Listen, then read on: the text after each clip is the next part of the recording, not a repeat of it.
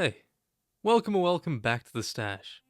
In today's video, we're doing something a little different. Instead of going through the latest Spidey comic, we're going all the way back to the year 1985, as requested by Brandon, who is a member of the stash. So massive shout out and thank you to you for supporting the channel and making this video possible.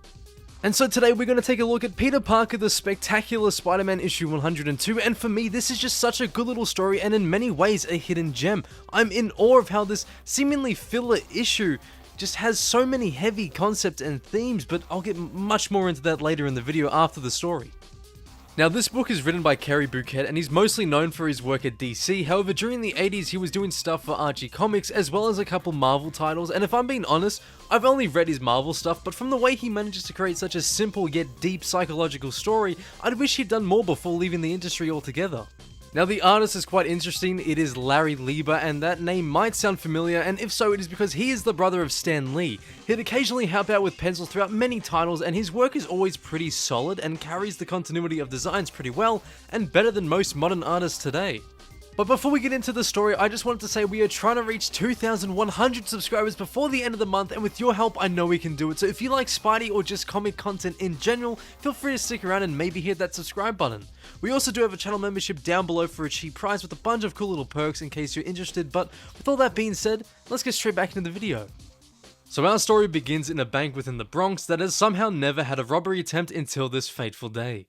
A villain known as Killer Shrike bursts through the giant window and easily disposes of the guards who get in his way. He walks up to the workers and demands for them to give them as much money as possible.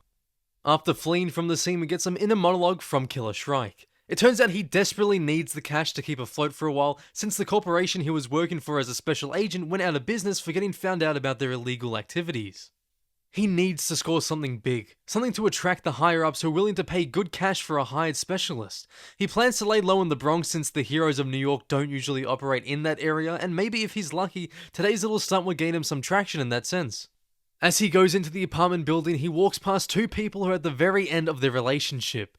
The man named Donnie desperately tries to cling on to whatever little strand of hope he can find within his efforts to convince her to stay, but his pleas fall on deaf ears. The girl hurries off as the rain begins to pour, and little does Donnie know that his own personal storm is about to get much worse. We switch scenes to our lovable hero of the story, the Spectacular Spider-Man. And now for some extra context around this time in the books, Harry and Liz were actually together and even had a child, and Pete was down visiting them all the way in New Jersey. However, it's time for him to go back home to New York. Peter happens to meet a very nice and pretty lady who goes by the name Donna on the bus. They converse for the whole trip, mostly about their hopes and aspirations. We learn that Donna dreams of being a model and it's why she moved to New York in the first place. Well, that and because her twin brother Donnie recently did as well. Once arrived, Donna and Peter wish each other luck on their journey and part ways. Unsuspecting to anyone around, a car recklessly crashes through. It happens in less than a heartbeat. Moments before she was laughing and chatting, lost in her hopes and dreams for the future, and moments later, she's lying in a senseless crumpled heap on the unyielding asphalt. An ambulance is called and is rushing towards the scene. There's nothing Peter Parker can do, but maybe a certain wall crawler can lend a hand. Spidey swings through the air, hell-bent on finding the driver. Once found, the man surprisingly tries to shake off Spider-Man. This attempt only fueled him with more anger, and with his bare hands he rips the roof of the car clean off and makes him pull over. He discovers that the man is nothing more than a drunk driver. There's nothing he wants more than to just hit this man who potentially took the life of a young bright person, but he holds himself back. After he leaves him for the police, Spider-Man ends up following the ambulance back to the hospital and visits as Peter Parker. She's in very bad shape and is in desperate need of a kidney transplant. However, there's one complication. Her system would reject any but one from her family. Pete remembers that she mentioned she had a twin brother, which would be a perfect donor for the situation. Luckily, the only form of ID they had has her address written on it, and without a second's notice, Spider-Man is on his way. Elsewhere in his high-rise apartment in the Bronx, Killer Shrike is lost in his nervous thoughts. He jumps at anything he hears or sees, including footsteps from down the hall. He sweats as he slowly goes to check to see if someone's found his location, but it's just someone entering their apartment, and from his embarrassment, Killer Shrike tries to give himself a much-needed reality check. But that man entering his place is actually the person from before, Donnie. He's been aimlessly wandering the streets for some time, just rocked to his core that his girlfriend has left him. His world seems like a black tunnel, and then as he enters, it only gets darker. His roommate gives him a stern talking to about the current life Donnie lives after he received the incredibly high phone bill all from his part. What makes things even worse is that he still owes him for last month's rent. Donnie tries to reassure Fred he'll pay him back, but it's been over 2 months. Fred pleads with him and offers him a sympathizing hand, but enough's enough. He understands the troubles he's been having. He was there for him when he lost his job, but it's gone on for far too long and he's barely been trying to find something new. Fred in reality is a good friend. He continues to try to encourage Donnie to get back out there and slowly rebuild his life, but he has to warn him that he can't keep supporting the both of them no matter how much he likes being his roommate. He reminds him that he knows that there's nothing that Donnie wants less than to be a burden to anyone. These well-intentioned but ill-chosen words strike Donnie like a physical blow. As his roommate leaves, he crumbles onto the couch, sitting there broken. The emptiness of the room, a silent echo of the vast emptiness and aloneness that plagues deep within himself. Back in Manhattan, Spider-Man finally makes it to Donna's apartment and begins his search for any way to find her brother. He finds her phone book and begins to flip through each page with his eyes desperately trying to find a number to call. In a Bronx apartment, the phone begins to ring. A subtle Donnie Gardner looks up at the loud, persistent phone. His mood is black, his heart a dark wound, his world a thick void of emptiness. He has convinced himself in his grief his life is nothing more than a burden to those around him, a burden to the world, and the loud piercing ring of the phone is an obnoxious intrusion from that world he's so lost in. Donnie, in a fit of bottled up emotions, rips the phone from the wall and now holds its useless shell. He stares at the phone in his hands as if it was a living thing that he'd just murdered. It has been tormenting him for the longest of time. The depression, the hopelessness, but now in his utter aloneness, he's fully immersed within his dark, cruel world and stares into the blackout of complete despair. He feels betrayed, deserted, friendless, and hated.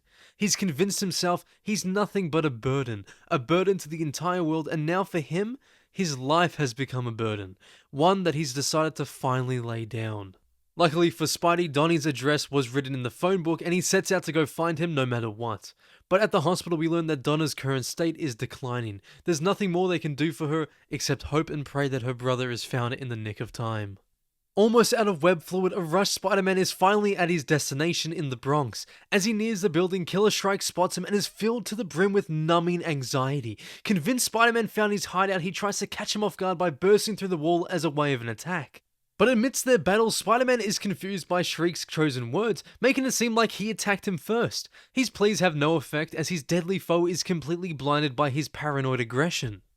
Meanwhile, as the battle carries on, Donnie in his room has been hearing voices. Small, bitter whispers that claw at the edge of his consciousness. They tell him life is nothing, that it's meaningless, and in his weak and tired state he listens to them, listens as they tell him that there's no point in going on, and that the sweet oblivion will end the aching emptiness inside. And maybe the others will be sorry then.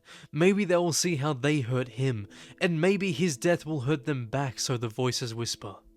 Outside, the battle continues with Spider-Man's foe lost within his own delusional thoughts. The tide has seemingly turned against our hero, all from his web shooters finally running out of fluid, allowing Killer Shrike's attack to land.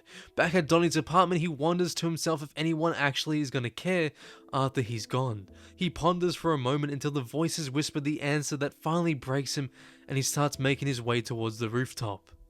Back to the fight, Spider-Man was in reality just faking the injury and leaps towards his foe, dealing a knockout blow. He needed him in just the right position to be able to punch the only unprotected part of his shielded suit, his chin. Spidey quickly rushes to the apartment and spots a man climbing to the roof. He suspects it's someone trying to rob a place. He can't let it concern him, he doesn't even have the time for it, and his main responsibility is clear. Once entered, he sees a note on the table and begins to read it, and at this moment everything begins to click for Spider-Man. Without a second's notice, he wall crawls as fast as he can towards the rooftop, hoping he's not too late. Once up there, he calls out for Donnie, and he must be very careful to not scare him into doing anything he'll regret. Donnie stops in bewilderment over the sight of Spider-Man. He warns him not to come a step closer. What do you know about anything? You're a superhero. You don't know what it's like to be a failure, a nothing. I lost my job. My own girl walked out on me. Nobody cares about me. I'm just a burden. You're wrong, Donnie. You think because I wear this mask, I don't know what it's like to have problems? I've lost my girl before. I've failed more times than I can count. I know what it's like to feel all alone too. Like the whole world was against me. Believe me. You can't let that pain make you give up. Life is a lot more important than the pain we suffer. Donnie is set in his ways until Spider-Man finally reaches his heart. He tells him about his sister, that his life is important. If he jumps, he's not ending one, but 2 lives. Donnie finally sees that his life isn't a waste and gets down. In the epilogue, we see that the operation was a success and Donna and Donnie's lives are both saved. The book ends with Peter walking off into the distance with one more long-lasting thought of what he's taken from this whole event.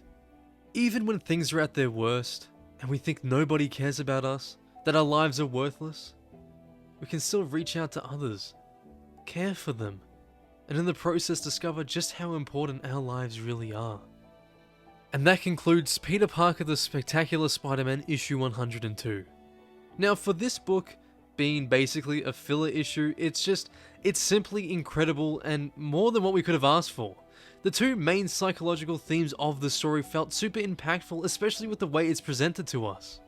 The first and clear one being that everybody matters even if it's not immediately seen. This is shown easily through the eyes of Donnie, who battles with his own personal demons after so many horrible events consecutively unfolding within his life.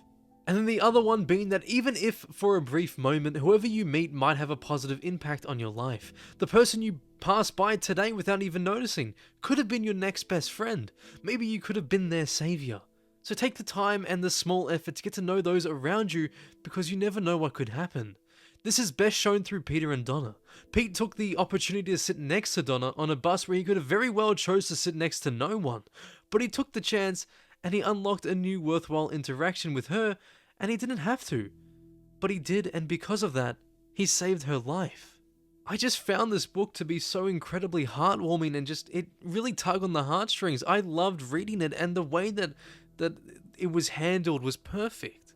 I think another thing that makes it so special, it wasn't anything grand. It wasn't, something that could end the entire world, but it was something that was on a much more personal level that the readers and especially I could connect with. And that's what I love about Spider-Man stories, and that's what I miss from the modern books so much, is these sort of stories. And it's a shame that we don't get more of them. And now for Killer Shrike, in this he is mostly used as a way to create a heightened sense of urgency to the plot, but I also found him really interesting too during his small, quieter moments. Just the sheer panic he felt even if it was a stranger walking by, or a noise he thought he heard, it just really displayed the effects the life he chose can have on one's mental health. Overall, the major theme of this comic is all about mental health. It succeeds in every aspect with the way it depicts the forms it can take, and I found myself really captivated within the story. In such a short time, I really cared for Donna and Donnie, and that comes to just how good the writing is in this book. And if you prefer collecting physical copies, I highly encourage you to track this one down. The best part is that it's insanely cheap at places like eBay. It's going for around $5 to $10, and that's such a good little price for such a good little story. This is a must-read for any Spidey fan or even just anyone in general. It's important to know that you're not alone, that your life means something, and I really hope during its release it helped anyone who was struggling. And so because of all of that, I'm listing helplines down below in the description for anyone who needs help. You're not alone. People do care for you. I care for you. I love that there's so many just random issues of Spider-Man that you can find, from Amazing to Spectacular to Web of Spider-Man, Spider-Man Unlimited, whatever.